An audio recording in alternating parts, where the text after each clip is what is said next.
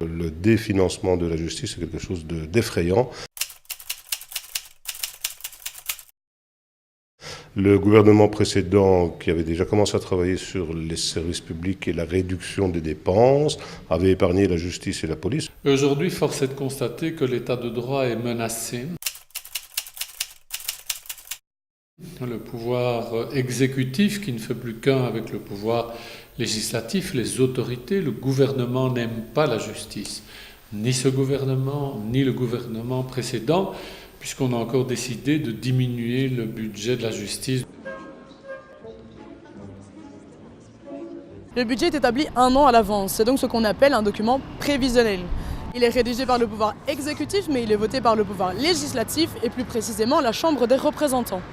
Ce budget reprend l'ensemble des dépenses et des recettes que le gouvernement envisage de faire l'année prochaine en se basant sur l'année précédente.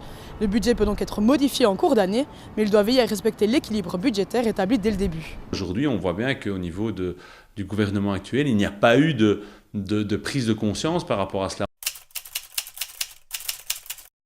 On a arrêté de diminuer le budget. On va dire oui, ok, c'est toujours ça.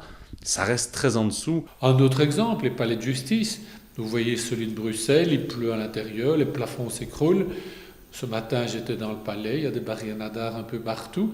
Parce que les plafonds s'étant écroulés, qu'est-ce qu'on fait? Vous et moi, on réparerait le plafond, on téléphonerait à un plafonneur, on réparerait, mais ici pas. On regarde le plafond comme c'est dommage, on ferme la porte et on attend.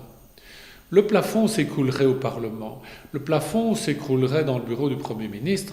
Le jour même, nous aurions des gens qui viendraient réparer. Si vous ne pouvez pas payer tout à la fois, payez un peu ci, payez un peu là, c'est de cette façon que vous réaliserez la balance du budget.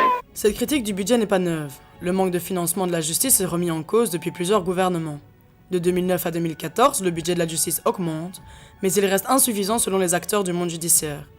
En 2014, le budget de la justice chute de près de 9%, suite aux économies structurelles décidées par le gouvernement Michel. À cette baisse du budget s'ajoute le transfert de moyens en communauté dans le cadre de la 6e réforme de l'État. 2016, à la suite des attentats, le budget de la justice est revu à la hausse. Cette augmentation continue, mais le manque de moyens reste néanmoins criant.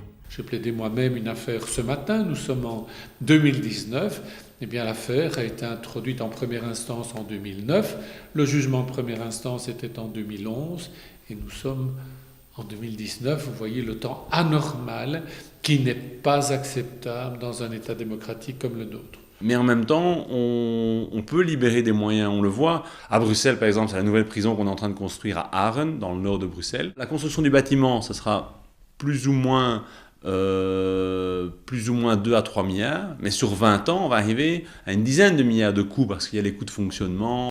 Mais ce manque de financement a-t-il une influence sur les conditions de vie des prisonniers? On est condamné systématiquement par le Comité européen de protection contre la torture, par la Cour européenne des droits de l'homme, pour la manière indécente dont les gens sont dans nos prisons aujourd'hui. Et là aussi, il y a un vrai travail à faire.